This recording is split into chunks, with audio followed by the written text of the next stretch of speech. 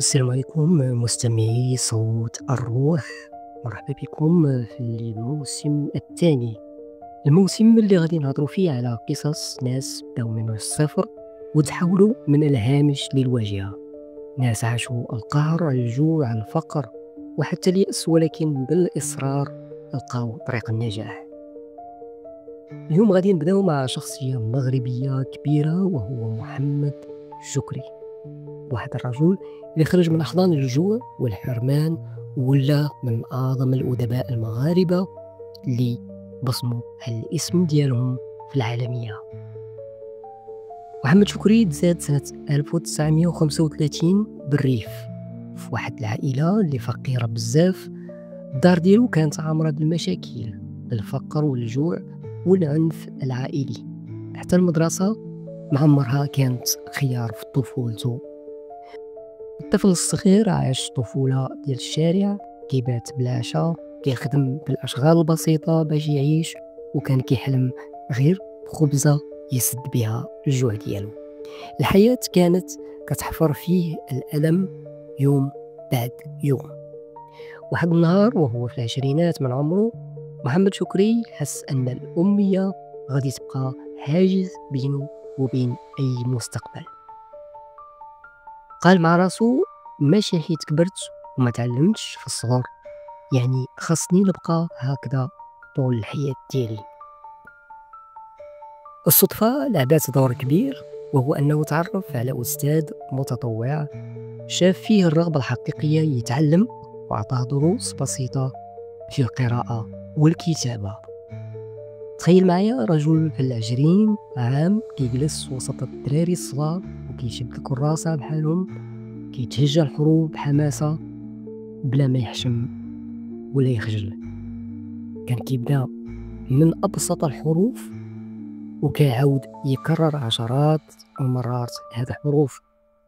كان كيمشي يخدم بالنهار، وبالليل كيجلس يقرا تحت الشمعة. كان كيبدا من أبسط الحروف وكيكررها عشرات المرات باش يرسخها في الدين ديالو. كان كيمشي يخدم بالنهار، وبالليل كيجلس يقرا تحت الشمعة، يكتب الكلمة ويعاود يمسحها حتى يحفظها. هذا الإصرار خلاه يتعلم في مدة قصيرة، يقرا النصوص البسيطة، ومن ثم يبدا كيكتشف عالم جديد وهو الكتابة. منين شد الحروف ما وقفش، بالعكس بدا كيقرا ويهتم بالقراءة ديال كل شيء، الروايات، الشعر، المقالات إلى غير ذلك.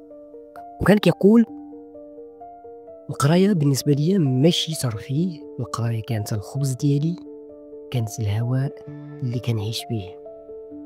شي واحدين يقدروا يشوفوا أن القراءة مجرد هواية، ولكن عند محمد شكري القراءة كانت طوق النجاة من الحياة ديال الشارع. منين تقوى في القراية بدا يجرب يكتب، أولا كلمات بسيطة، جمل قصيرة، ومن بعد بدا يكتب على طفولته وعلى المعاناة ديالو.